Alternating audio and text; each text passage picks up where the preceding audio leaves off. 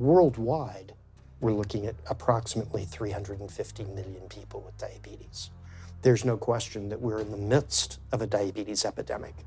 Right now, 1 in 3 Medicare dollars is spent in the care of people with diabetes.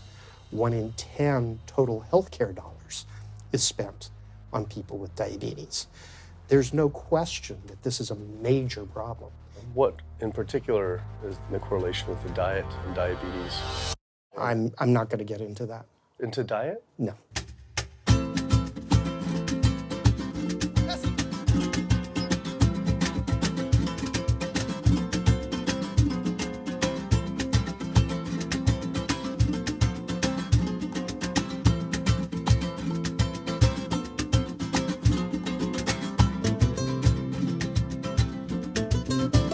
My name's Kip. I'm a filmmaker from San Francisco and I have a confession to make. I'm a recovering hypochondriac. Like so many of us, I have a family history of diabetes, heart disease, and cancer. My dad had his first heart bypass at 49, his second at age 50. My grandpa died young from diabetes complications, and both my other grandpa and grandma died of cancer. I was always paranoid that I would also get one of these diseases. Like any good hypochondriac, WebMD Symptoms Checker was essentially my browser's homepage. Even in my teens, I took Metamucil every day and a daily aspirin. I read all the latest self-diagnosis books, I ate every multivitamin I could get my hands on, and I was obsessed with bodily functions. I followed all the large health organizations' recommendations for preventing disease. I exercise regularly, don't smoke, don't drink soda, get enough sleep, reduce stress, and grew up eating what I thought was a healthy diet. Until... World Health Organization this morning has classified processed meat such as bacon and sausage as carcinogenic, directly involved in causing cancer in humans. Processed meat is clearly linked to an increase in cancer. Hot dogs or bacon could be just as dangerous as smoking cigarettes. The World Health Organization had looked at over 800 studies from 10 different countries, finding a direct link to consuming processed meat and cancer. Just one serving of deli meats daily increases your risks of colorectal cancer by 18%.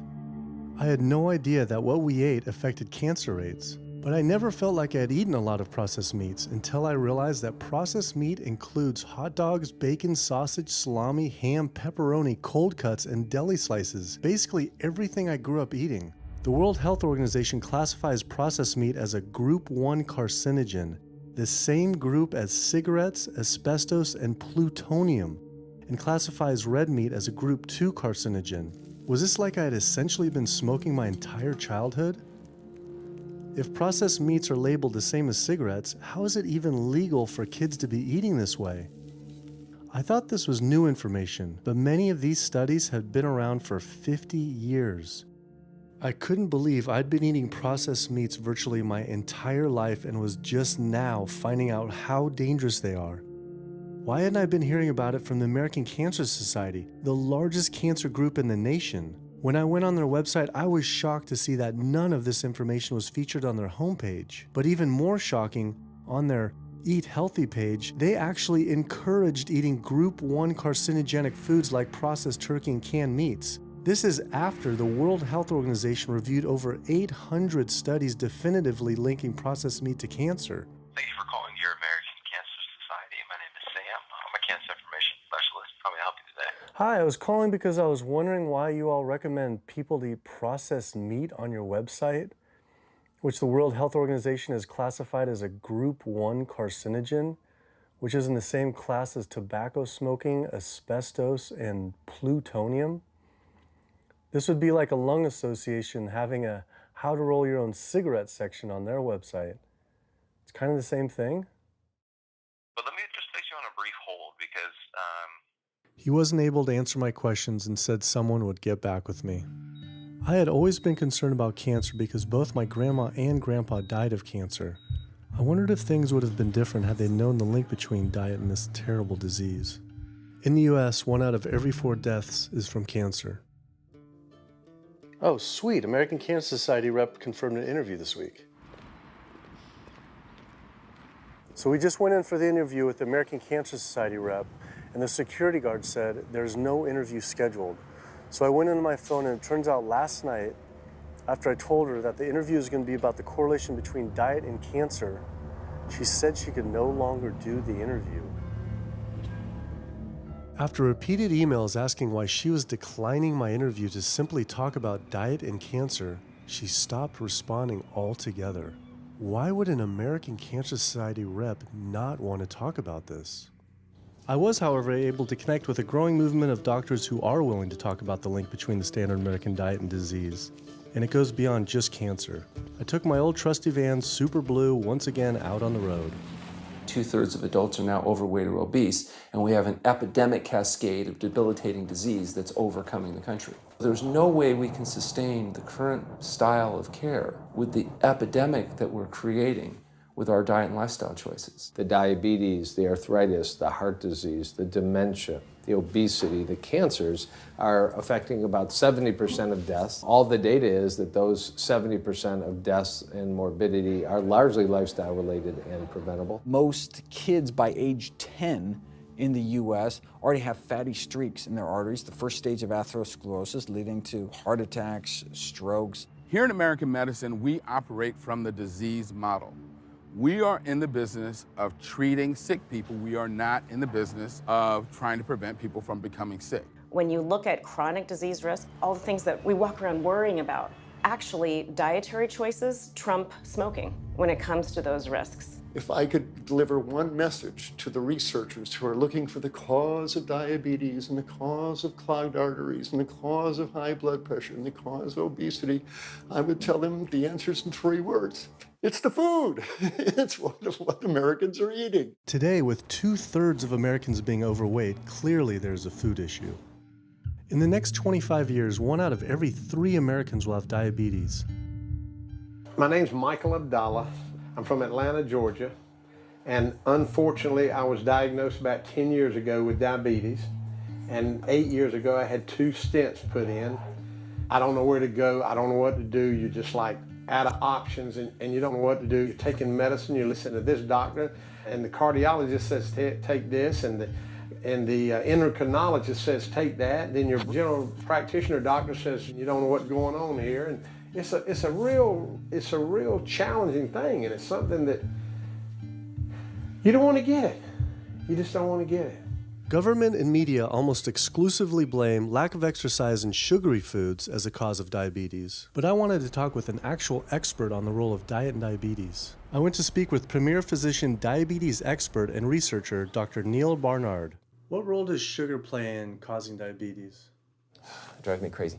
Diabetes is not and never was caused by eating a high carbohydrate diet, and it's not caused by eating sugar. The cause of diabetes is a diet that builds up the amount of fat into the blood. I'm talking about a typical meat-based, animal-based diet. You can look into the muscle cells of the human body and you find that they're building up tiny particles of fat that's causing insulin resistance. What that means is the sugar that is naturally from the foods that you're eating can't get into the cells where it belongs. It builds up in the blood, and that's diabetes.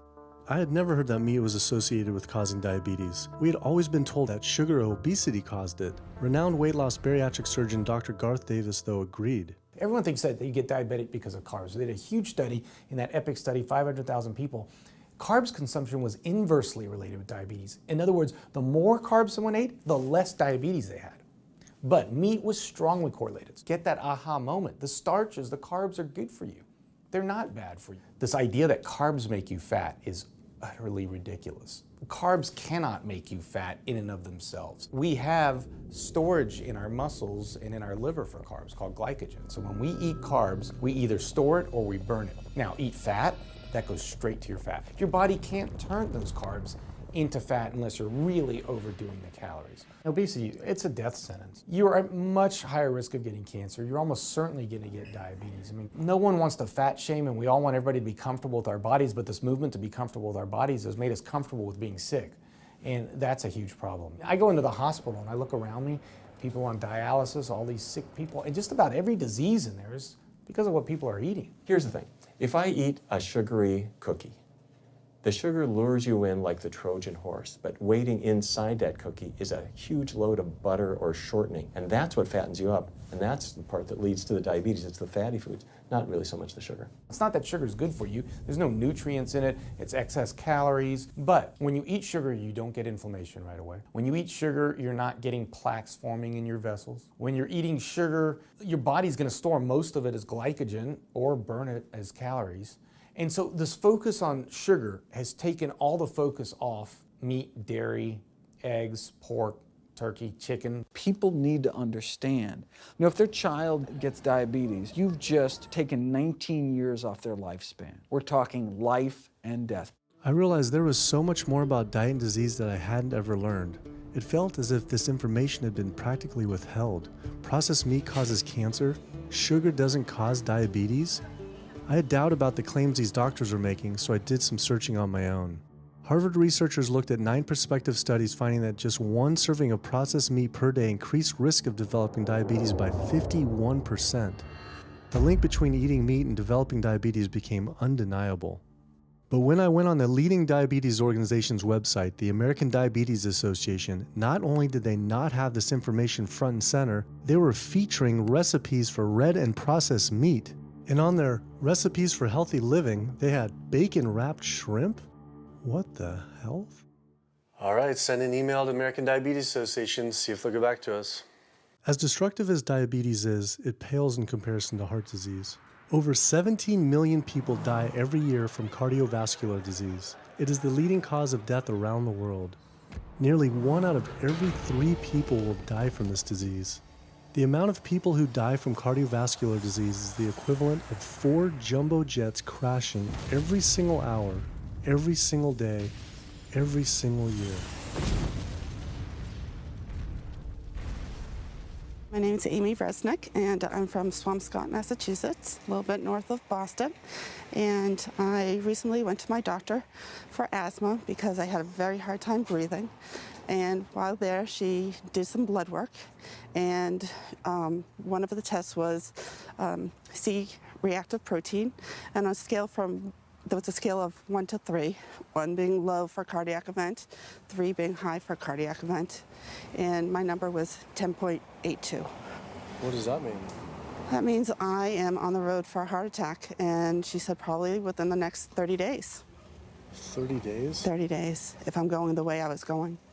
I take this for my heart arrhythmia, take this for pain, oxycodone for pain, and lorazepam for stress, cyclobenzaprine for a muscle relaxer, also take Topamax and Prozac, and I also use a CPAP machine to help me breathe, and my asthma has been so bad this past year, I use it during the day as well to get some air. I am tired when I wake up, I'm tired during the day, I take a nap, I'm still tired, I can't breathe, and I know I need to make a change for my health, or else I'm not going to be here for my family. When we speak of heart disease, I would say the role of alcohol is pretty small. The role of sugar is very small too. Smoking is big, but the good news is that most people have quit or never did smoke. The problem with animal-based diet, its contribution to heart disease is huge and it is pervasive. All this expensive imaging, procedures, bypasses, medication, none of which has one solitary single thing to do with the causation of the illness. So you die of a completely benign, foodborne illness that never had its causation treated. When we eat these kind of dead meat bacteria toxins, within minutes, you get this burst of inflammation within your system such that you basically paralyze your arteries. You get this stiffening of the arteries, their inability to relax normally in half. So it's not like decades down the road eating unhealthy, there'll be some damage. No, we're talking damage right then and there within minutes of it going into our mouth. Many people are given the diagnosis of Alzheimer's disease when it's not true Alzheimer's at all. The vast majority of people suffer dementia due to their tiny blood vessels in their brain clogging up up and their nerve cells being shortchanged of oxygenated blood. And guess where that blood vessel dementia comes from? Those little tiny arteries are clogging up from that steady stream of fat, cholesterol, etc. It's really quite clear from the standpoint of cancer and the standpoint of cardiovascular disease that animal protein plays an enormous role. Is chicken better? It's a question of whether you want to be shot or hung. The flesh food that I would eliminate from the American diet would be poultry, would be turkey and chicken. A brilliant advertising campaign has convinced people that, oh, it's white meat, it's healthier. The leading source of sodium in the American diet for adult is chicken. It can be labeled all natural chicken, but be injected with this salt water, I think up to 800 milligrams of sodium. Heterocyclic amines are clear-cut carcinogens, and they can form in any kind of meat as it's heated, as it's cooked.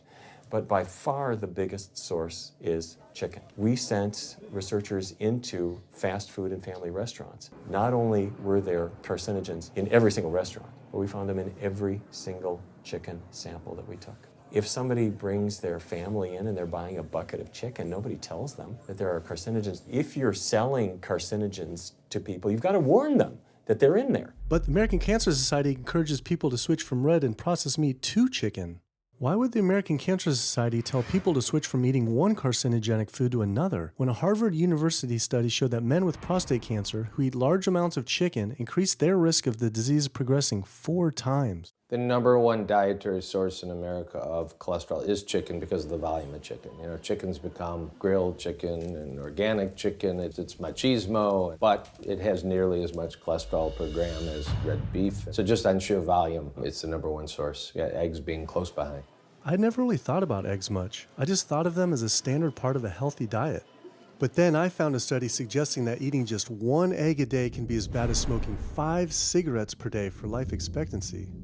The yolk of a hen's egg is the most concentrated glom of saturated fat and cholesterol. It is made to run a baby chicken for 21 days with no outside energy. It is pure fat and cholesterol. And when we put that into our bloodstream, it coats our red blood cells. Our blood gets thicker and more viscous. It changes our hormone levels. It raises our cholesterol levels. There's nothing healthy about eating the yolk of the egg. But I thought cholesterol and saturated fat wasn't an issue anymore. You know, these saturated fat studies that have come out trying to vindicate saturated fat, this is a campaign by the dairy industry, right? #1 source of saturated fat is dairy. It's not meat. 2008, the global dairy industry got together at a meeting and explicitly, read their agenda, was to neutralize the negative impact of milk fat by regulators and medical professionals, unquote. So what did? They funded studies. The main study that started the whole saturated fat media craze was funded by the National Dairy Council. The egg industry similarly funds studies that confuse consumers by making claims that eggs don't negatively affect heart function. That is, only when compared to eating a McDonald's sausage McMuffin? So what they're really saying is that eating eggs is just as bad as eating a McMuffin. When you eat foods like beef or steak or a processed meat, a hot dog, you're not just getting saturated fat. You're also getting other additional toxins that are in that food. There's heme iron, carcinogens, processing chemicals. This is all a lot more complicated than just looking at saturated fat. You know, the strategy is not on making their products any safer. The strategy is to just try to confuse the public, to introduce doubt. You know, there's a famous tobacco industry memo. It's called "Doubt is Our Product." That's all they had to do. They didn't have to convince Americans that smoking was healthy, right?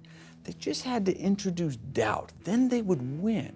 If there's just enough controversy, people kind of throw up their hands, I don't know what to eat. Confusion is their game. I really don't think people thought what they ate led to heart disease. They think, oh, it's genetic, my parents had it. And I don't think people really think that what they ate led to diabetes. I think, oh, my parents had it, I was gonna get it. And certainly cancer, they don't think that way. People have bad lifestyles that they've inherited environmentally. They've been exposed to a certain way of eating and living that they've carried on into their adulthood, passed on to their children. That is why they go on to develop the same diseases that their parents and grandparents may have had before them. But it is not inevitable. Even if you have a genetic predisposition, doesn't mean it's going to necessarily manifest. And what determines whether it manifests or not may be those epigenetic variables, the things that you can control, the environmental factors, the dietary factors, the lifestyle factors. So we can actually change the expression of genes, tumor-suppressing genes, tumor-activating genes, by what we eat, what we put into our body. So, you know, even if you've been dealt a bad genetic deck, you can still reshuffle it with diet. I had always thought that I would develop heart disease at a young age because both my dad and grandpa had heart attacks. I was taught that they were genetic, but their heart attacks probably had less to do with genes and more to do with their diets high in meat. That's why when I went on the American Heart Association's Heart Healthy Recipes page, I could not believe they had an entire section on beef recipes. This was just like the American Cancer Society encouraging eating Group 1 carcinogens on their site. Meatloaf, pork loin, steak on your recipe list? Are you kidding me? It's like this menu is trying to give people heart attacks. Your website, we noticed Heart Healthy Recipes, and we were kind of bewildered by why there's a bunch of recipes on, a whole section on beef recipes, and there's also a section on egg recipes when there's such a strong link between beef, red meat, and heart disease. I honestly don't know because I don't do that, I guess. That's not what I do. Another organization rep that wasn't able to answer my questions, but he said that he'd have someone get in touch shortly. I was, however, able to talk to the president of the American College of Cardiology, Dr. Kim Williams. So the American College of Cardiology is a 47,000 member and growing organization with a dedicated mission to reduce heart disease and to improve patients' lives. And if you look at the incidence of hypertension and diabetes and mortality in men, they actually get reduced as you go higher and higher in terms of how much you restrict animal products. What about fish? So fish is a little different. You've got the 4 worries, which is PCBs, mercury, saturated fat, and cholesterol. And the cholesterol is all over the place. You can hit tuna and water, that'll be almost less than a glass of milk, to salmon or tilapia, which is higher than a pork chop. If you look objectively at fish, what you find is they've become essentially mercury sponges. And that's why in many parts of the country they warn you, don't have more than so many of these fish a week because it's getting too much mercury can kill you. Fish are eaten by bigger fish who are eaten by bigger fish, and these pesticides and herbicides bioaccumulate in the fish flesh. And these big fish, including the salmon, which people think is the healthiest fish, truth is the amount of pesticides and herbicides in the flesh of these fish are shocking, and they have estrogenic and cancer-promoting properties in them. They'll say, well, but don't sardines have less concentration of toxic waste product than other ones?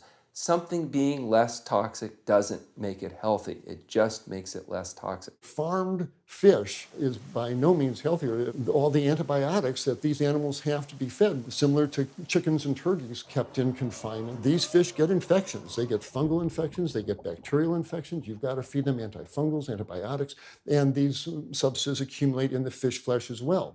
I always knew that pollution was bad for our health, but I had never thought about the environmental pollutants affecting food. Dioxins, being the most toxic man-made chemicals known to science, cause all sorts of things. They cause endometriosis, they cause cancers, they cause endocrine disruption problems. Most of your exposure, 93% of it, comes from eating meat and dairy products because it climbs up in the food chain so effectively. So you can get exposed living near these incinerators and breathing it, but it'll take you 14 years to breathe in as much dioxin as a cow will ingest by eating the grass in one day. And that dioxin will accumulate in its fat, which includes the milk and the meat, and anyone eating meat or dairy products is going to get that dose of dioxin, so it climbs up the food chain every step. Men have no way in their bodies to get rid of dioxins, but women have 2 ways. They're both involving having a baby. One is that dioxin crosses the placenta into the growing infant, and the other is that it comes out from the breast milk. So if you have a meat and dairy consuming mother breastfeeding that infant, then the highest impacts of toxic exposure like mercury and dioxins will go to that infant. Pregnant women are told, oh, certain types of fish should be avoided. But what about all these other animal products which are introducing, imagine as the fetus is developing, introducing these very harmful toxins which create reproductive abnormalities, developmental problems, and hormonal issues right as the child is developing, the most critical stage of development. It does make you worry when people say, don't you want to have a little bit of milk because you're pregnant? Don't you want to have some fish because you're pregnant? Who do you think is going to get the chemicals that are in that? All these environmental toxins and toxins from the feed that they're being fed accumulate in their tissues and are released into the mother and unfortunately to the child when you eat these products when you're pregnant. So this includes antibiotics, hormones, steroids in animal feed. Commercial animals are largely fed GMO corn and soy, which are very laden in pesticides. PCBs have been banned since the 70s, but they persist in the environment. Dioxins, all of these compounds can create hormonal, reproductive, developmental damage as well. Eating organic beef, poultry, pork, or fish will not help you avoid contaminants like mercury, like dioxins, like strontium-90, because they fall out over all sorts of farm fields and water bodies, and they don't skip over the organic fields. And so really the contaminants are coming in regardless of how these animals are raised.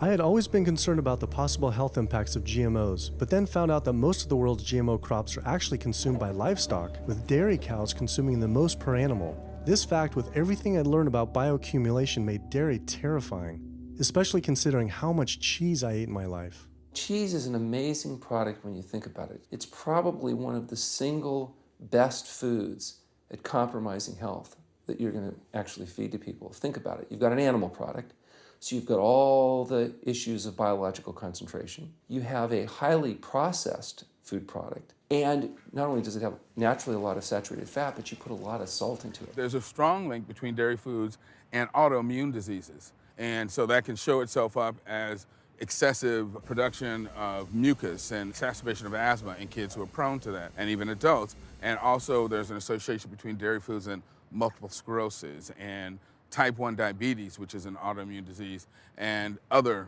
rheumatologic problems. Cow's milk is baby calf growth fluid. That's what the stuff is. There's absolutely no child or human on earth who actually needs the milk of a cow any more than they need the milk of a giraffe or a mouse. Most people in the world are lactose intolerant. I mean, that's the normal state of affairs. Why would your body create this enzyme to digest lactose after weaning, after infancy? It doesn't make any sense. 73% of African Americans are lactose intolerant, 95% of Asians, roughly 70% of Native Americans, and about 53% of Hispanic Americans are lactose intolerant. Our government is encouraging Americans of color to eat foods that it knows is going to make them ill. Ultimately, what that boils down to is the government is telling me as an African American to eat food that's going to make me ill for no health benefit so that it will benefit dairy farmers. That's a form of institutionalized racism. Yeah, milk is a risky food for human consumption. As a pediatrician, I see on a daily basis children suffering from conditions that are linked or associated to dairy consumption, such as eczema, acne, constipation, acid reflux, iron deficiency, anemia. Cow's milk protein is the most allergenic food. People say, well, no, I want hormone-free, not injected with bovine growth hormone.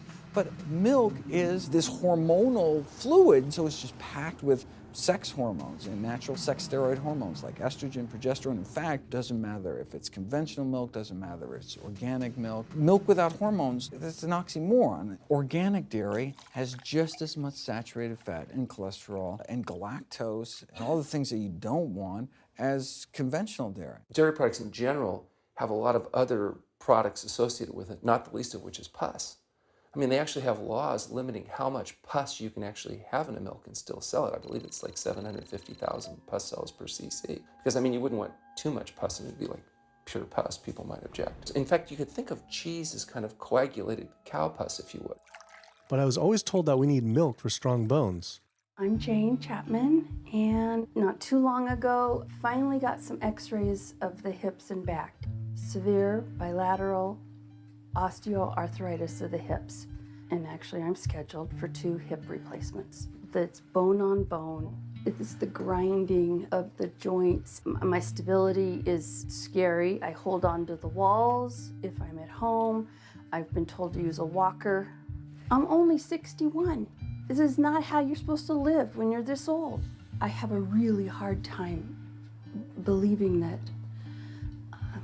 that's all that's left.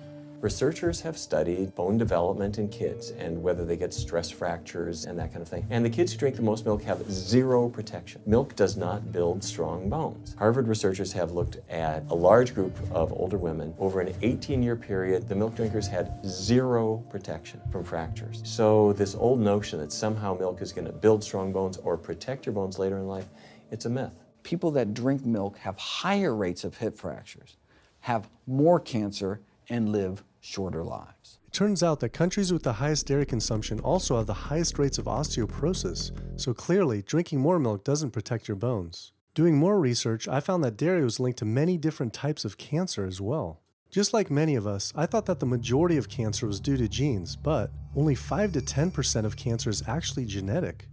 Any cancer is caused by a DNA mutation, but that's not enough. So that can cause that first cancer cell, but one cancer cell never killed anyone. 2 cancer cells never killed anyone. But 1 billion cancer cells, now we're running into problems. So we need to reduce the growth factors in our body, like IGF-1. Insulin-like growth factor 1 is this cancer-promoting growth hormone involved in every stage of cancer cell growth and spread and metastases.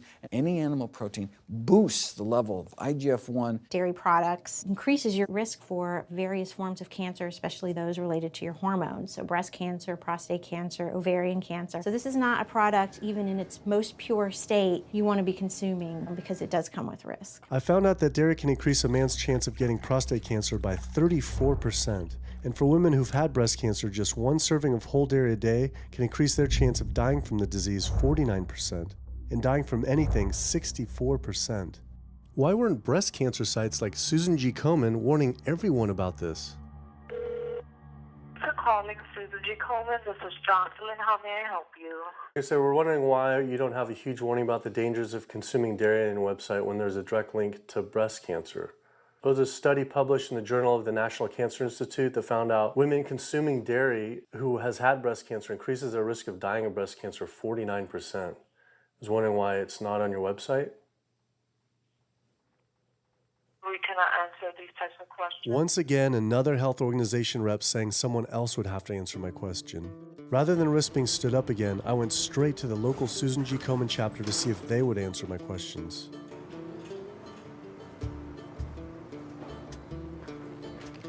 They didn't want to answer my questions in person either, and told us to stop filming, but promised they would connect me to the national office directly. Susan G. Komen's Pink Ribbon campaign had done a lot to raise awareness for breast cancer, although it was confusing to see pink ribbons on dairy yogurt containers.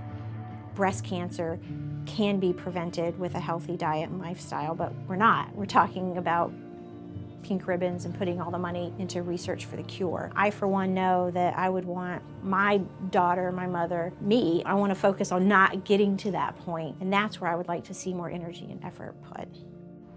I had been a hardcore cheeseaholic virtually my entire life, despite the risks, but like so many others, I seem to have been addicted to it.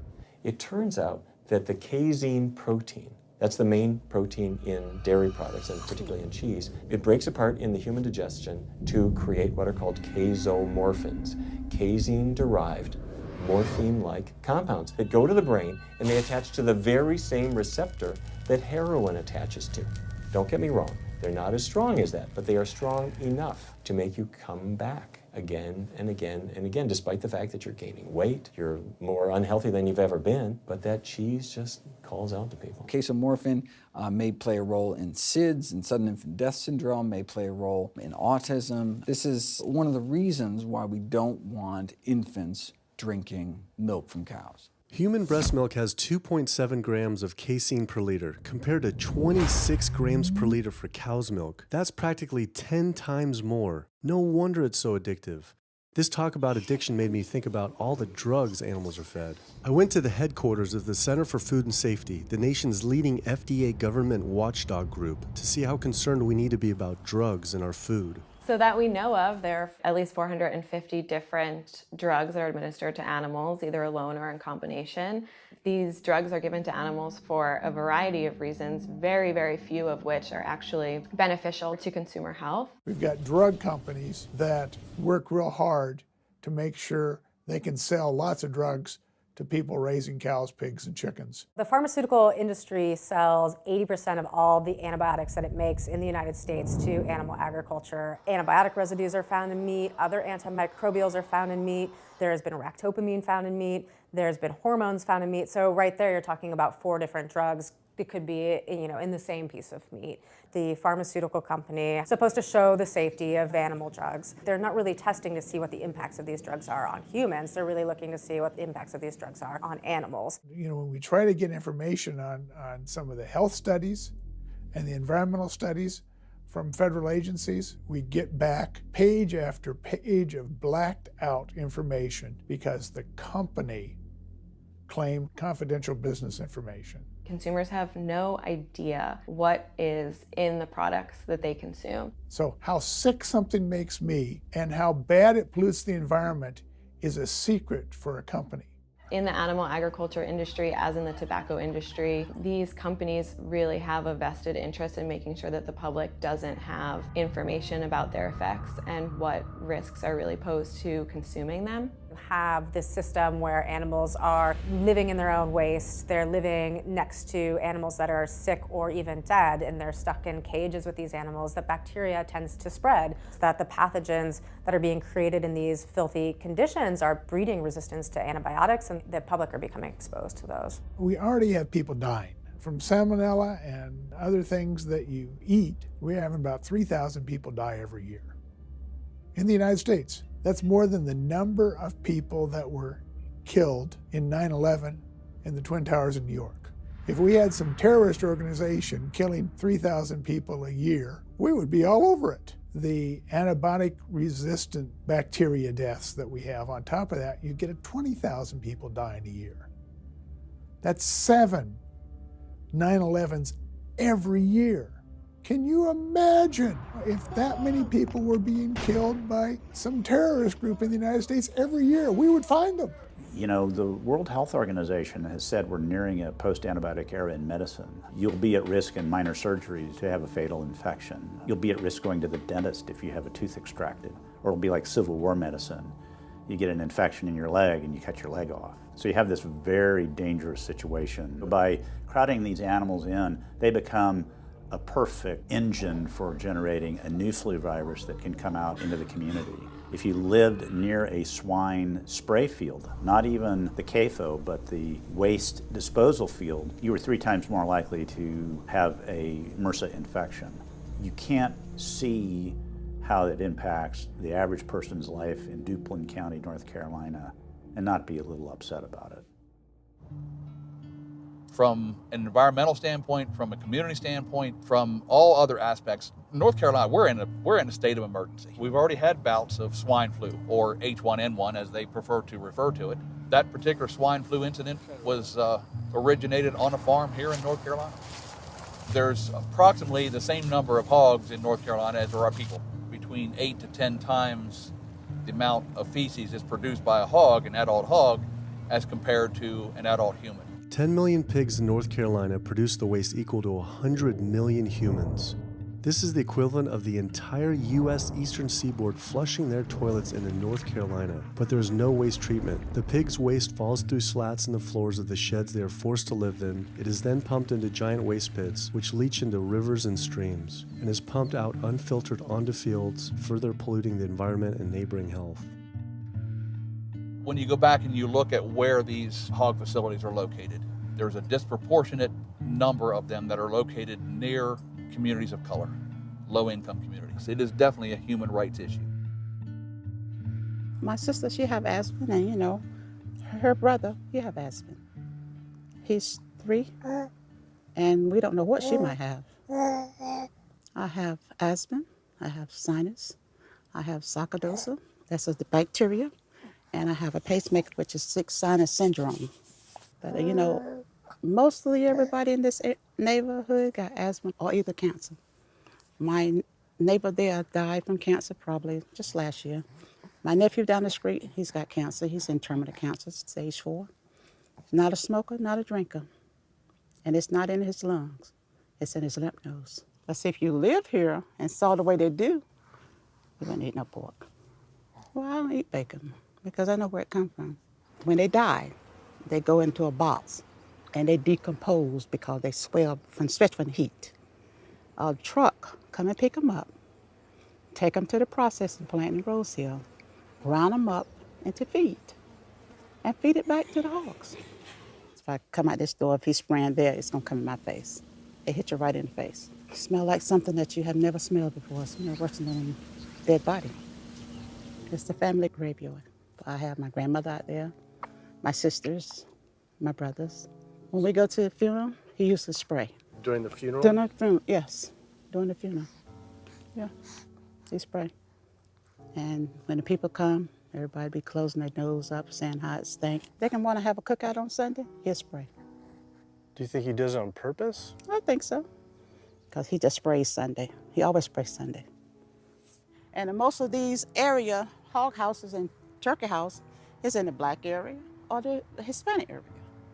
It's either or. Do you think it's also a civil rights issue? Yes, yes, I do. Yes, I do.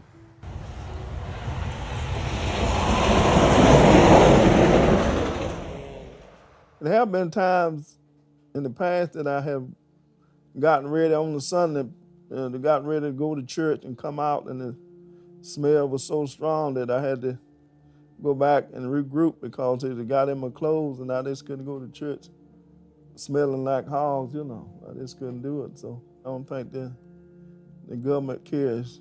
They care more about cooperation than do people, individuals. And they're going to keep on. They're going to put more chickens in this state. This is the feast season. You're in capital of the world right here in North Carolina. My state. Look, there's a blue line stream right here come into my property almost, and the Contentney Creek right here. I've seen that blue line stream now filled with feces and urine from that hog pen, and they can say, well, we feed the world. They're not interested in feeding the world. They're interested in making money. You take the money away from them, they'll let the folks starve. Because if you want to feed the world, you can feed the world with more corn, using corn and wheat and stuff like that, and you can meat. Meat is a luxury item. When we're doing things that hurt other people, we're wrong. But a lot of good people will sit there and eat bacon knowing that it's causing someone else to be very unhappy. I woke up the next morning to find the Burden River had experienced another massive fish kill from the pollution running off hog farms. Tens of thousands of fish were washing up on shore. All this talk about health, I realized that I was only focused on personal health. But health started to mean so much more to me. It was about health of my family and our communities. I couldn't under good conscience support an industry that I knew was harming others. Pollution from animal agriculture isn't just an issue in North Carolina, though. Raising animals for food produces more greenhouse gases than the entire transportation sector. It is a leading cause of rainforest destruction, species extinction, ocean dead zones, and freshwater consumption.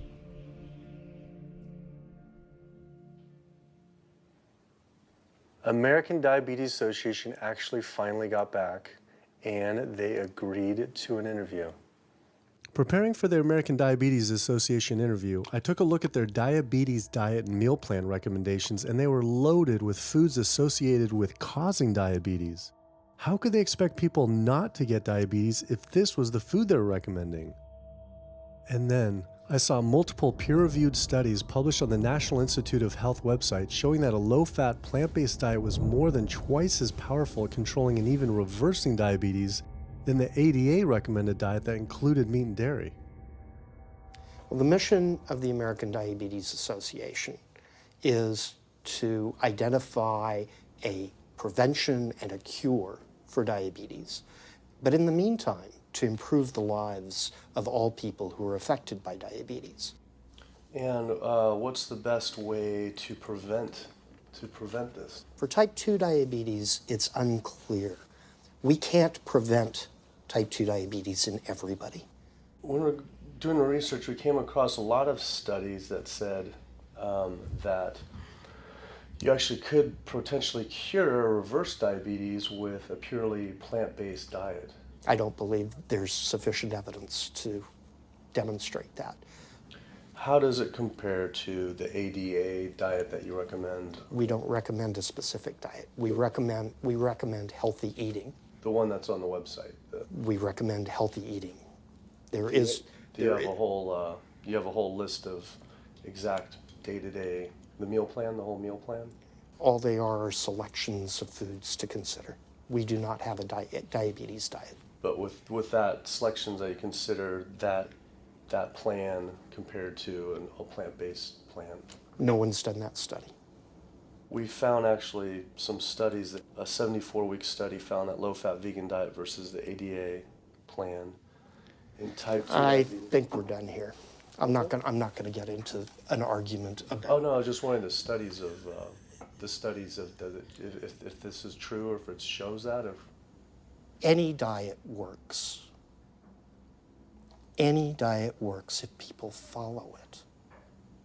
But if it's a diet that's not the proper diet, like if anyone follows a diet that they eat I can't tell you what a proper diet is. I can tell you what an improper diet is. So then we can talk about the good diets. I'm not sure why. I'm not going to get into that. Into diet? No. Why not? If that's where you want to go with this, I'm sorry, I'm not the person that you should be talking to. And why is that though? If that's what you want to get into, I'm not the person you need to be talking to. Who do we talk to about diet? You can talk to anybody you want. But that's interesting though. Why not recommend a diet? Because the data don't exist to support it. But if we see data that we looked up that supports it with, like, you know, the NIH, in Europe, the European Association of Studies. We're done. I'm sorry, I'm not going to get into that argument with you. No, it's not an argument. I'm not going to get into the argument. Why is it an argument? It's just talking about in European study of diabetes and other places that have studies, why... There are lots of studies. Why is it even an argument? There are lots of studies in the literature, many of which have never been replicated or, frankly, are wrong. That's why we do peer review, okay? The European Association of Study of Diabetes has been peer reviewed? Or I don't know what study you're referring to, and in the absence of being able to see that study, I'm not going to comment. I could show it to you. I'm sorry, I don't have the time for that. I just don't understand why it's an argument, though. Okay.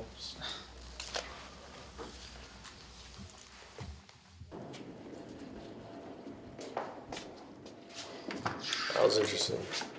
What he wanted to talk about was people living longer with diabetes. But once you mention eliminating diabetes or prevention, oh, whoa, now you cross the line. Prevention and cure, whoa, let's not go there. Not only did Dr. Ratner, the chief medical officer of the American Diabetes Association, not want to talk about diet, but the fact that he had such an emotional reaction to my question made it feel I was digging into something that he didn't want uncovered. I had always thought there was no prevention for type 1 diabetes, but then I did research and came across countless studies referencing the link between exposure to dairy at a young age and type 1 diabetes. I mean, this is a food made for baby cows. Cow milk protein gets into the bloodstream, and the body says, hey, this isn't supposed to be in the bloodstream. It makes antibodies to the cow milk protein, which then attack the pancreas and destroy the pancreas. How is this possible that ADA wouldn't have this forefront on their website? Why wouldn't they be warning all parents about this, even if there were only a slight chance? Why were they recommending people to actually eat these foods linked to diabetes? It seemed all of the large health organizations were encouraging people to eat the very foods linked to the diseases they're supposed to be fighting against. American Heart Association promoting beef, American Cancer Society promoting processed meat, pink ribbons on dairy products, and bacon-wrapped shrimp on American Diabetes Association. And then it all came together. What if?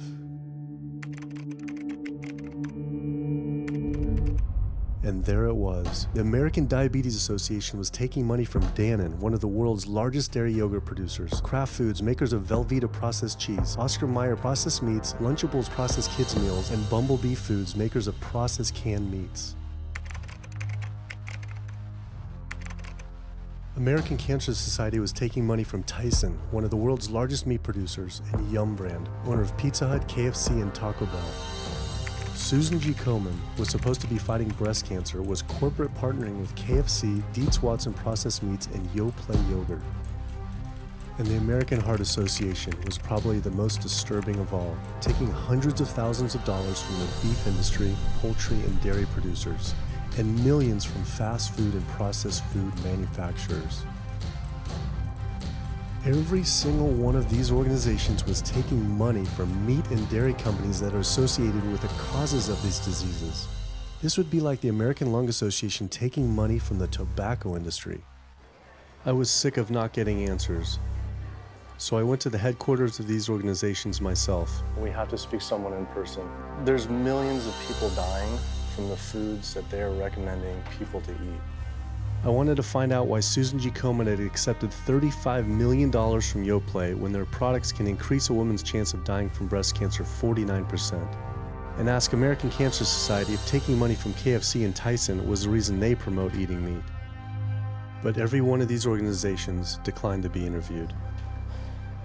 What's really sad is that we cannot trust information from these leading health organizations like the American Heart Association, the American Diabetes Association, because they are taking money from the very industries who are causing the problems that they're supposed to be helping to prevent. So that makes the truth something that you are not going to be hearing, as far as nutrition goes, from these organizations. Well, that would be the end of their funding, that would be the end of their jobs, that would be lawsuits, they would bring the entire catastrophe down upon their heads, and they would essentially disappear as organizations. This one time I got invited to a charity fundraiser for the American Diabetes Association, and I showed up and they had a whole buffet and it was all just animal products. I remember like a big thing of barbecued chicken.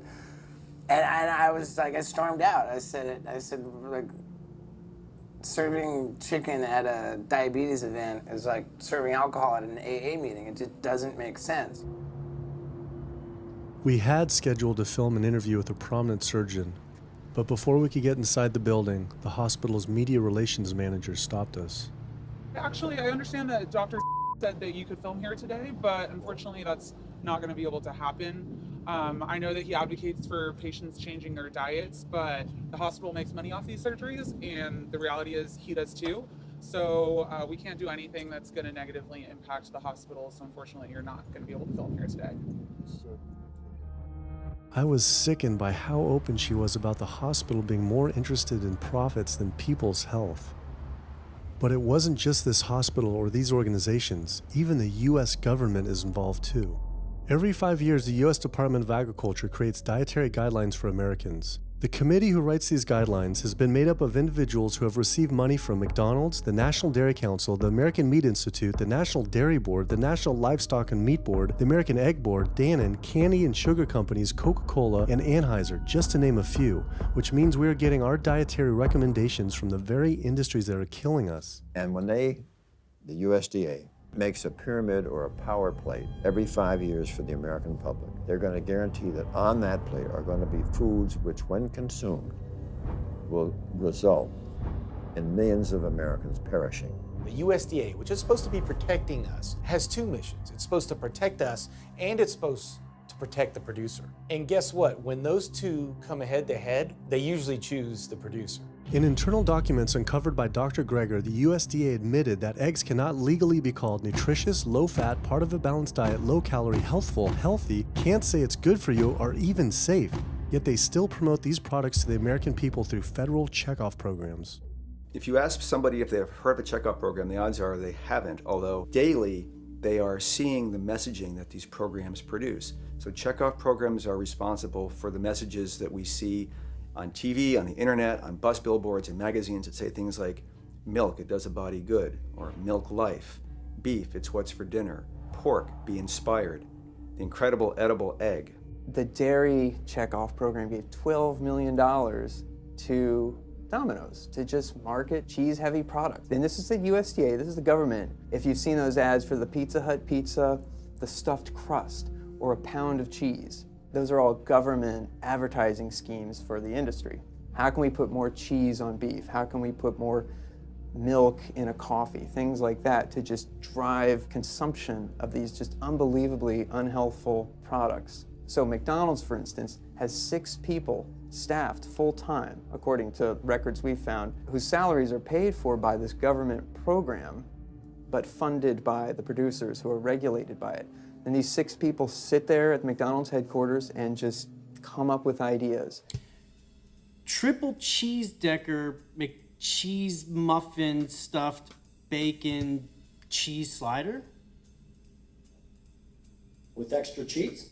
Nice. Yes. You don't think of it on a day-to-day basis that these are government programs. The Wendy's bacon double cheeseburger, government program. The steak fajita at Dunkin' Donuts, government program. You would just never think that this just pure garbage from a food standpoint is coming from a federally funded program. That's one of the things that makes checkoffs so incredibly creepy, is that it is our government telling us, eat more beef, drink more milk, eat more cheese, eat more pork. One of the very effective ways that the dairy industry promotes its products is to reach children. because kids are impressionable, they're going to be consumers for their entire lives, and you might as well get them while they're young. So dairy spends at least $50 million promoting its products in public schools throughout the country with posters with people with milk mustaches and messages like milk it does a body good or milk life. Targeting young people, right? The tobacco industry had to keep replacing their customers who are dying with new customers. The meat industry knows they have to target young people. That's why we have these foods in schools and marketing messages at a younger and younger age for kids to get hooked on all the wrong kinds of foods. So there's all kinds of parallels. School districts where processed meats are all over the place. Maybe it's going to be bacon on the menu, sausage, hot dogs, or pepperoni pizza. Any of those things are processed meats, and those are pretty much the worst of the worst with a direct link to colon cancer. And yet you have every day in the schools meal items with processed meats. If the Surgeon General puts warning labels on tobacco because of their cancer risk, why aren't the same warning labels on meat? Based on the publicly available data, we know they spend at least $557 million promoting their goods through checkoff programs. We know that they spend at least $138 million lobbying Congress. We expect that they spend a good deal more than that in figures that simply aren't publicly disclosed. The industry's lobbying power is so strong that they can create laws and push through legislation that doesn't benefit Americans in any way, such as ag-gag laws that criminalize whistleblowing or photographing abuses by this industry. Activists in the U.S. can be charged as terrorists for disrupting the profits of any business that uses animals under the Animal Enterprise Terrorism Act, to the even more ridiculous ones like cheeseburger laws. A cheeseburger law is a law that says a plaintiff cannot recover against a manufacturer, distributor, or retailer on the theory that the food made the plaintiff obese or caused an obesity-related disease. Cheeseburger laws are a direct response to a problem that the tobacco industry has had. Big Tobacco has paid $400 billion to state Medicaid programs. Cheeseburger laws proponents say, we don't want to see the same kind of thing happen to the meat and dairy industries. The fact that these laws are based on a model template called the Common Sense Consumption Act is actually ironic, because what they're saying is, you, the consumer, should have the common sense to know that our food is bad for you. I've often typified the meat industry to people who maybe don't understand its power and reach, as it's got all the money of big tobacco and big pharma, and it has the personality of the National Rifle Association. So any little thing that comes up, man, they beat it to death.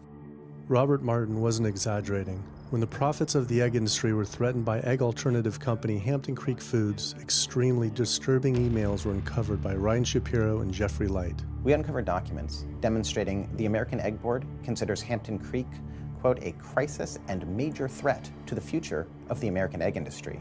The American Egg Board considers a successful egg replacer company to be such a threat that they joke on their government email addresses about murdering the CEO. In internal government emails with the heads of the egg industry, they suggest having the CEO of Hampton Creek, Josh Tetrick, murdered, including a menacing email from the executive director of the American Egg Board.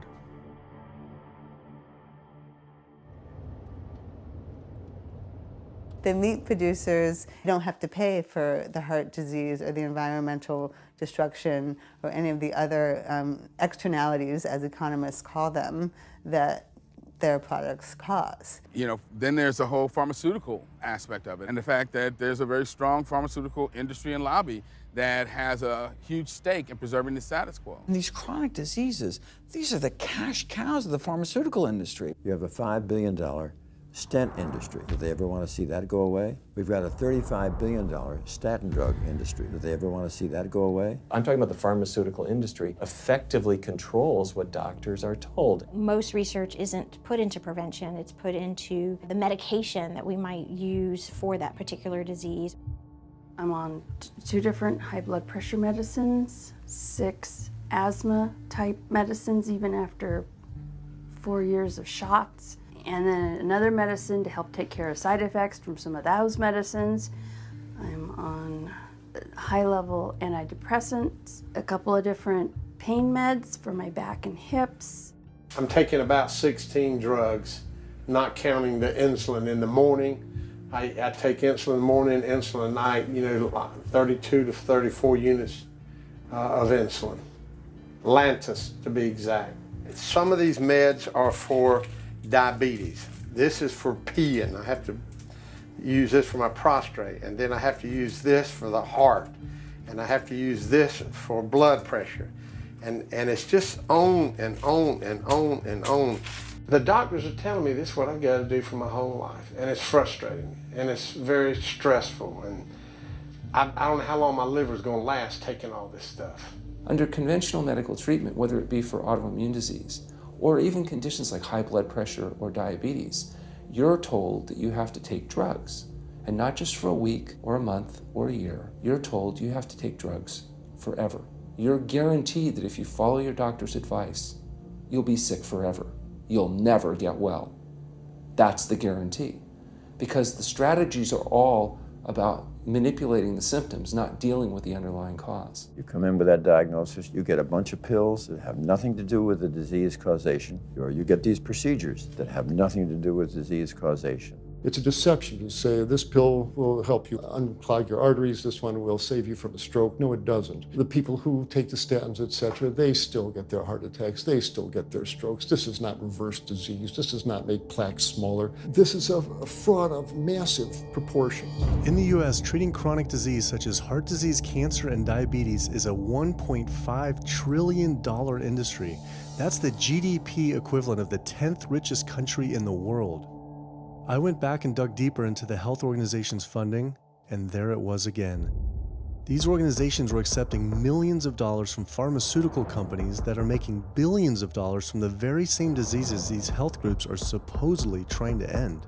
It seemed like a major conflict of interest, unless ending these diseases isn't really the goal. The pharmaceutical industry spends more money on lobbying than any other single industry. Just like animal agriculture, they are so powerful they write their own laws that have had activists in prison to silence them.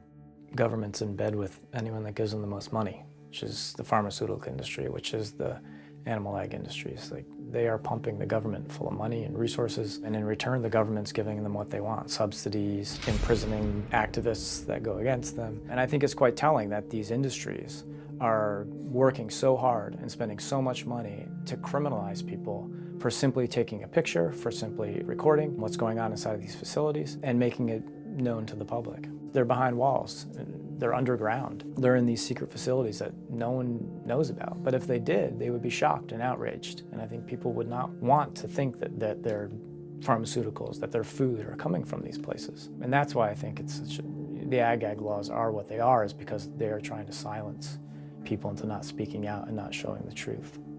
I finally realized how deep the collusion truly is between government and these industries, and how dangerous it could be to expose them. These concerns intensified after meeting the USDA whistleblower who revealed mad cow disease in the US meat supply. USDA operates like the military. So when I got on TV and that, right away USDA sent out memos to all the veterinarians and food inspectors. If anybody from the media ever contacts you, do not talk to them.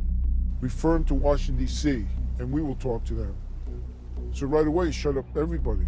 American public should be very concerned about this, what's going on with USDA. Here in the United States, we have at least 4 cases of mad cow disease, but I'm almost positive there's more cases than that, but the government isn't looking for it. So what you're saying is that there could be already mad cow disease in humans. Right, and I think a lot of it was misdiagnosed. With the Alzheimer's or dementia, it takes several years, you see the progression, but to make it easier, these doctors just sign off on it as dementia or Alzheimer's without actually taking a biopsy of the brain to see if it's that, or is it actually a prion disease like Creutzfeldt-Jakob disease or mad cow disease. Do you think it's safe to eat meat? I personally don't think it's safe to eat it because of the fact how the line speeds are increasing, and also our inspectors are not well trained enough. At the present time, the line speed now is going about 220 cows an hour. That gives you about somewhere around 4 cows per minute, so that's 15 seconds per cow. These dangerous slaughter speeds means that animal waste ends up everywhere.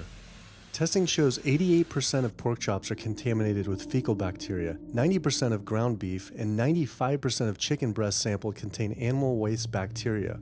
There is nothing clean about eating this way.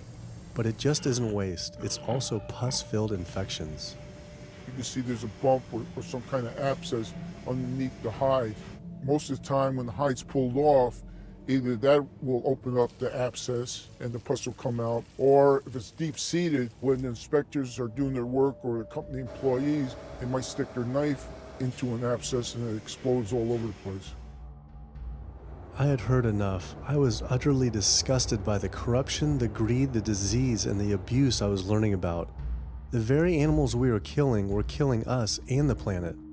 But so many people eat meat and dairy every day of their lives, and we are so concerned about getting enough protein. Do we have to eat meat to get complete protein? Oh my God. You want me to jump off this building, don't you? Well, first of all protein is made by plants. I'll state that again for the record. All protein is initially made by plants, all of it. And it is not necessary to eat animal tissue in order to get protein. Only plants have the ability to actually take nitrogen from the air, break those molecules apart, and incorporate that nitrogen into amino acids and then make protein. Any protein you get from an animal is simply recycled plant protein. If you ate a diet that was calorically adequate, and even things like brown rice and broccoli, and you got enough of it, you'd get enough both quantity and quality of protein. 2,000 calories of brown rice and broccoli is going to be about 80 grams of protein a day, including the essential amino acids that you need in order to maintain optimum health. I mean, grains are loaded with protein. Beans are loaded with protein. Vegetables are loaded with protein. You really want to get your protein from plants because plant proteins have a much more beneficial effect on our physiology. The funny thing about protein is most Americans get about twice the amount they need. Most Americans get less than half the amount of fiber they need. But the conversation tends to always be about protein. So in my mind, it's just this magical marketing campaign that protein has taken on over the decades. The question is not where do you get your protein, it's where do you get your fiber? I have never in my professional career seen a protein deficiency. I've never seen someone come in eating normal amounts of calories and they're protein deficient. You just don't see that. So human milk has the lowest protein content ever in any species ever tested. I mean, that's the fluid that's been designed by evolution over millions of years. And so it's like the perfect food for human babies, right? Perfect food, lowest protein content any other mammal. And so it gives a sense of kind of the protein requirements for anything. So then rat milk, ape milk, donkey milk, any milk has ever been tested. And you hear this a lot in bodybuilders. They're like, well, I need, chicken, or I need fish to be, to be strong, to build muscle tissue. That is utter nonsense. The largest, strongest terrestrial animals on the planet are all herbivores. The biggest, strongest animals are all herbivores. When we bring in people and they're on meaty diets and we transition them to a plant-based diet, we always track what they're eating. Their vitamin intake goes up. Their nutrition overall goes up, dramatically better.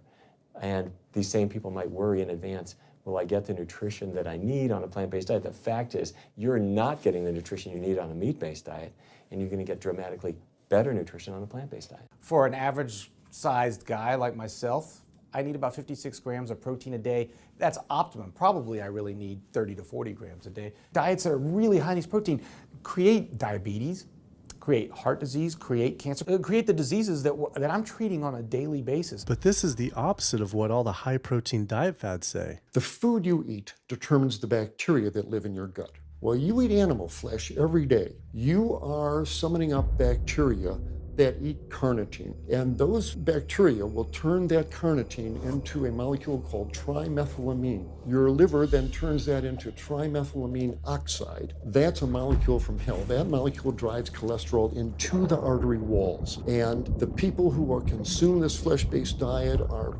contributing to plaque building up. They may lose weight on this diet, and that's good. But what's happening inside your arteries, paleo friends? What's happening is that plaque is building up, and these are the folks who drop dead at the gym at 39. Boy, he was lean and he looked really good. But where is that cholesterol going? It's going into your artery walls. So I believe these paleo folks are setting themselves up for an epidemic of clogged arteries, colon cancers, autoimmune diseases. This is not a healthy diet. We are not carnivorous apes. Humans' closest living relatives are chimps, who get 97% of their calories from plants and the remaining 3% mostly from insects. Comparing the anatomy of true omnivores like bears, who eat both meat and plants, to frugivores like primates, who eat almost exclusively plants, the differences are pretty clear. Frugivore teeth have flat molars for chewing plants, where omnivore teeth are serrated for stabbing and tearing flesh. Frugivore jaws can move forward and back and side to side. Omnivore jaws cannot.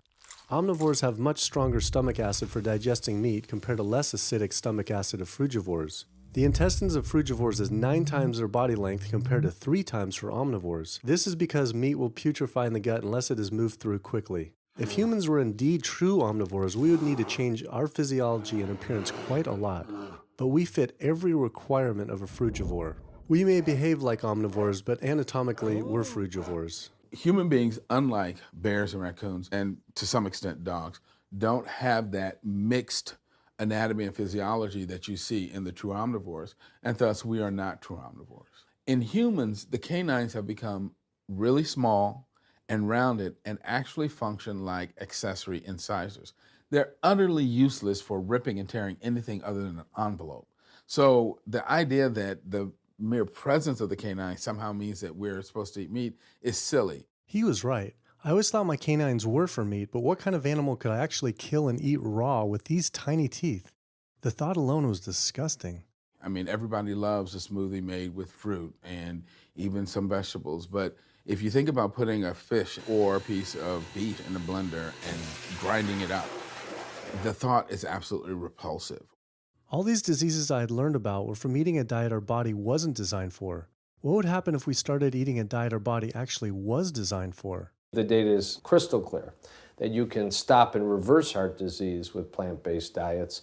Scientifically shown, I've seen it in my own patients. People who adopt low-fat plant-based diets can actually reverse their heart disease, and that literally means watching the plaque start to go away, something they didn't think could happen. My experience with patients is, and those studies show, that when people adopt a fully plant-based diet, their cholesterol levels plummet within a few days. And if you do blood tests in a couple of weeks, you'll see dramatic improvements. Yes, your numbers are going to look great within a week or two. Your cholesterol can come crashing down. In fact, if you're on medications, your doctor may have to pull off your blood pressure medication so your blood pressure don't drop too low because it can work too good. Like that, the side effect is not having to take drugs. In a groundbreaking study published by Dr. Esselstyn following patients suffering from cardiovascular disease, 99.4% were able to avoid major cardiac events by going plant-based. Because it's not just heart disease. It's hypertension, it's diabetes, it's strokes, it's heart attacks, it's several of the autoimmune diseases, lupus, asthma, GERD,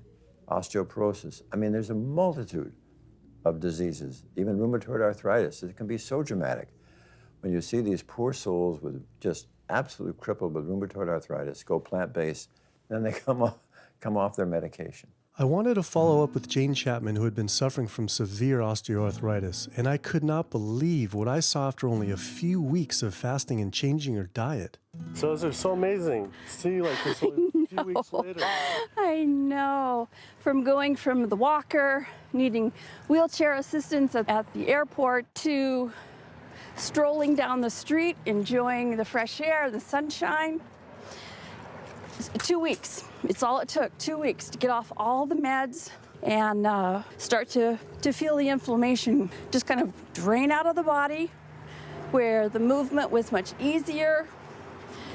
Just a lot of healing occurred very, very rapidly just by doing the right things for your body. When you're treating diseases with drugs, you know, there's one drug you take for cholesterol, a different class of drugs you take for high blood pressure, different class of drugs you take for diabetes. But with diet, a plant-based diet affects all these diseases, one diet to kind of rule them all. The impacts of eating this way go far beyond ourselves. By getting rid of heart disease alone, we would save up to $48 trillion in the USA, 3 times the US GDP. Conditions like high blood pressure, you don't have to take the drugs the rest of your life and be sick forever. What you can do is live in such a way that it gives the body a chance to heal itself. We took 174 consecutive patients with high blood pressure, and 174 people were able to lower their blood pressure enough to eliminate the need for medication. For inflammatory bowel disease like Crohn's, the best remission rates ever achieved through plant-based diet. MS, multiple sclerosis, the best results ever achieved compared to any medical, surgical, any kind of intervention was a plant-based diet. You can see that with every sequential reduction in animal products, people live longer, they have less heart disease, they have less cancer, they have less diabetes. You can actually take human cancer cells and put them in a petri dish, and you can drip the blood of those eating vegan, get about 72% suppression in human prostate cancer cell growth in vitro. They wanted to try this again with women and breast cancer. So they said, let's see what a plant-based diet can do. After just 2 weeks, their bodies cleaned up. You drop their blood on the same carpet of cancer cells. You can clear off the whole plate. This is after just 2 weeks eating healthy, which raises the question, what kind of blood do we want in our bodies? My background is in industrial and systems engineering, and that was my career path for a long time until I got thyroid cancer, and everything changed from there. I decided that I wanted to try alternative methods and treatments rather than have surgery and have my thyroid removed, which meant I'd be on medication forever, and I didn't want that. I just started reading how a plant-based diet can heal the body, and it has worked for so many people. So I immediately just switched to a completely whole food plant-based diet. After a year, the cancer was completely gone, and my thyroid had shrunk to normal size, and I was completely free of that. This was tough to believe. Couldn't this all just be from eating healthier though, like no sugar? Turns out Dr. Walter Kempner from Duke University back in the 1940s was reversing some of our worst killer diseases with diet alone. And the diet he was using was not only strictly plant-based, but it was made up of white rice, fruit, and table sugar. And he was reversing diabetes, he was reversing malignant hypertension, reversing heart disease, the diabetic complications, reversing diabetic blindness. So these people basically had death sentences, went to him, and were given basically sugar, this horrible diet, but it was strictly plant-based. If this information had been around since the 1940s, why don't all doctors know this? We're not taught about the power of food in medical school. No one is taught that the changes that we make with our diet are probably the single most powerful thing we can do to determine our destiny. It trumps our genetics. Why isn't your doctor telling this? Odds are your doctor never learned any of this. In fact, there was even a bill introduced just mandating physicians get 7 hours nutrition training every couple years, just kind of stay on top of it. And who came out against that? The California Medical Association. Even the family physicians, the surgeons, all the mainstream medical groups came out opposed. It's 7 hours, that's a lot, even if it's over 1 4-year period. So they're not just kind of neutral, but they're actually actively opposing nutrition education. Ironically, when patients come to doctors with questions, they assume that the doctor knows something about nutrition, and so it's kind of a double whammy that doctors haven't been taught much about nutrition. Why don't we hear about this from dietitians when nutrition is their entire specialty? Turns out the American Nutrition and Dietetics Association puts out nutrition fact sheets written by the industries themselves. The industries pay $20,000 per fact sheet and explicitly take part in writing them. So you can learn about eggs from the egg industry, and you can learn about lamb from the lamb industry. This would be like learning about the benefits of smoking from the tobacco industry. When people are eating meat, I think of it as a bit like smoking. It's sort of Russian roulette. You may not get diabetes, but your chances of getting diabetes, about 1 in 3. You may not get cancer, but your chances, if you're a man, about 1 in 2. A woman, 1 in 3. Your chances of gaining weight, 2 out of 3. It's not all diet, but most of it is. The best thing that you can do to make sure that you empty all those bullets out of the chamber and you're not taking risks with your health is to get the animal products out of your diet and eat healthy foods. I came to True North to help me with my asthma and to lose a little weight, and it's amazing. Just in 2 weeks of changing my diet, don't have to take any asthma medication, no antidepressants, no pain medication, no heart medication, nothing, no medications at all. And it's just incredible. I was taking Oxy and Advil, and I was taking 800 milligrams of Motrin 3 times a day just to get through the day because I was in so much pain. And now, nothing. Wow. Nothing at all. 2 weeks. 2 weeks, So 14 days. All that medication, you're completely off. Completely off everything. It's just been so frustrating to me because I went to so many different doctors for help, and I tried so many different medications to help me with my asthma, and nothing helped, and I was stuck on the couch for the last 10 months, unable to breathe. And now in 2 weeks' time, 14 days, I'm off my medication, and I can breathe, and I feel good, and I can walk. My life has changed, and it only took 2 weeks of a whole plant-based diet. That's incredible. Yeah. That is incredible. It really is. That's amazing. It really is. I feel so blessed and so good and just so happy to be doing this, and I'm hoping that I can be a role model for other people and not be pushy about it, because everyone's going to do it in their own time. But thank God my time is now. So. Thanks. Thanks.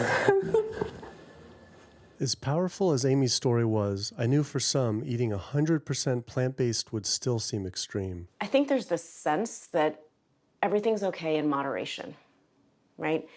But we haven't seen that moderation works. There really isn't a study that shows that by eating meat and eggs in moderation, you can actually turn your heart disease around and get better.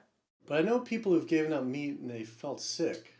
Yeah, it's unlikely that anybody's symptoms are caused by a dead, decaying flesh deficiency. The lack of highly processed animal food products in the diet is not going to be associated with the causal factor about why they're sick. There is going to be a reason why they're not feeling well, but that's not going to be one of them. So I've had people go vegan and they come back to me and they're like, I'm hypothyroid and my doctor says I'm hypothyroid because plant-based diet makes you hypothyroid. I'm like, so what does your doctor tell all his meat eaters that are hypothyroid?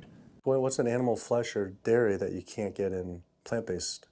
Cholesterol, heterocyclic amines, E. coli. You know, if you think about it, there is nothing in an animal-based diet that you can't get in healthier form somewhere else. The only other vitamin is vitamin B12. It's not made by plants, not made by animals either, made by little microbes that blanket the earth. So because the way we live in our sanitized world, unless you're eating bacteria-contaminated foods, we need to get a source of B12 from somewhere. And so the healthiest, cheapest, safest source is to get a vitamin B12 fortified food or vitamin B12 supplement, not to get it from meat and dairy. What about people who say they have to eat meat for their blood type or their genes? I mean, it's like I need meat because I'm a Capricorn, or I need meat because I have an A+ blood. I mean, it's like, what do you say? No one has to eat meat. I mean, there's no vitamin, mineral, nutrient that you can't get from non-animal sources. Valentine's Day, I decided to go vegan and give up all meat, which was never in my thoughts in a while, million years, but I've heard so much success from people that are vegan. And so I gave up all animal products whatsoever. I've lost 29 pounds. I've been able to cut my meds in half. I've been able to cut my insulin in half. And now I'm going for the moon. I'm going to cut it all out. In the last 6 weeks, we've just had 3 grandchildren. And my ugly face is going to be around to see them graduate from high school and college. I'm going to be here. My mission is to let everybody know you do not have to suffer from diabetes and cancer and heart disease because someone in your family had it or because the doctors are telling you this is what's going to happen. You can take charge of your health and have a positive outcome just like I did. The reason I'm so committed to this is, my grandmother had diabetes and I didn't know what I know now about healing the body. And if I did, I feel like she could have lived at least a few years longer. And so it's in her honor that I do what I do.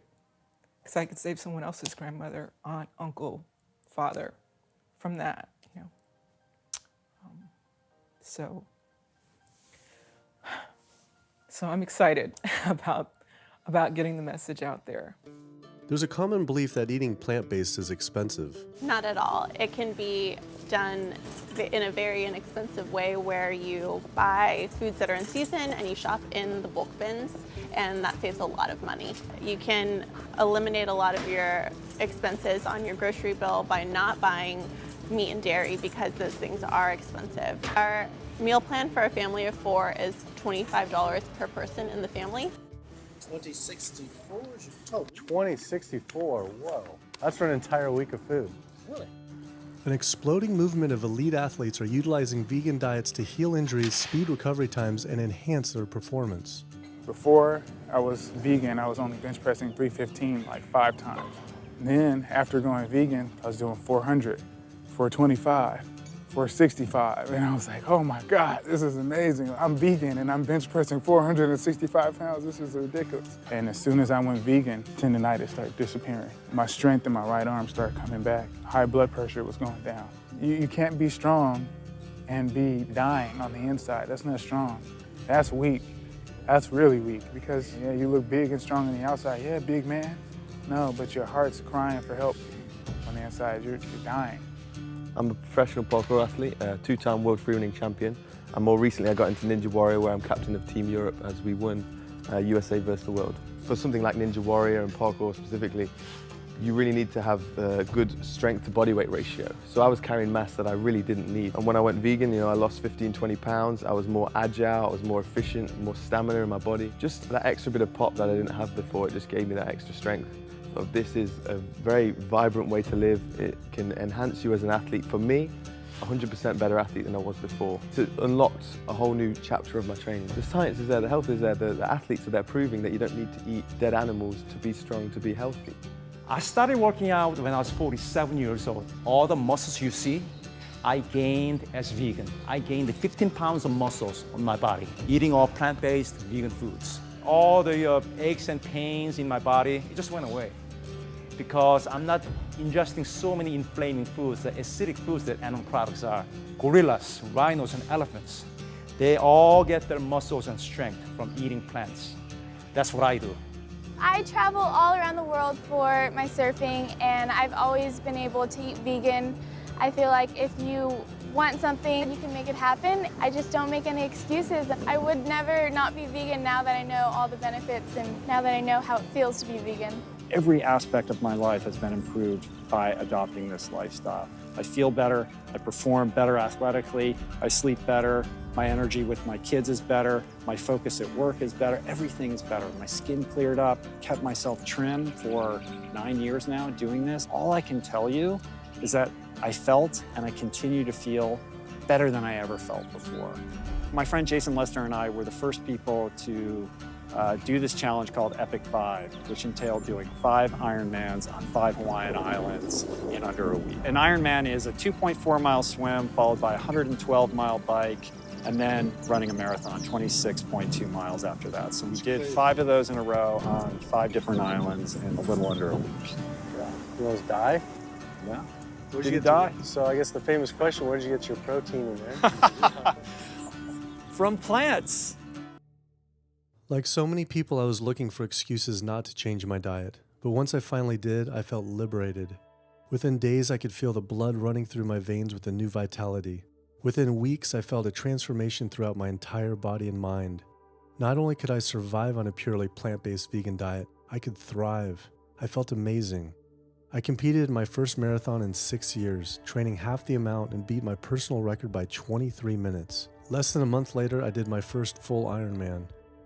Although I could possibly get away with eating a little bit of meat and dairy without ill effects to my personal health, I could no longer willingly support an industry I knew was causing so much suffering to communities, families, and all life on the planet. A whole new world opened up. I felt whole again, connected to a greater sense of what true health is, and where true health doesn't end with me, but begins with us. If people adopted a plant-based diet, the changes we would see in our individual health, in our national health situation, and in this physical environmental world we live in would be so profound. I mean, today, you can say, I'm not going to eat that stuff anymore. It's one thing that I can do myself personally to make a difference.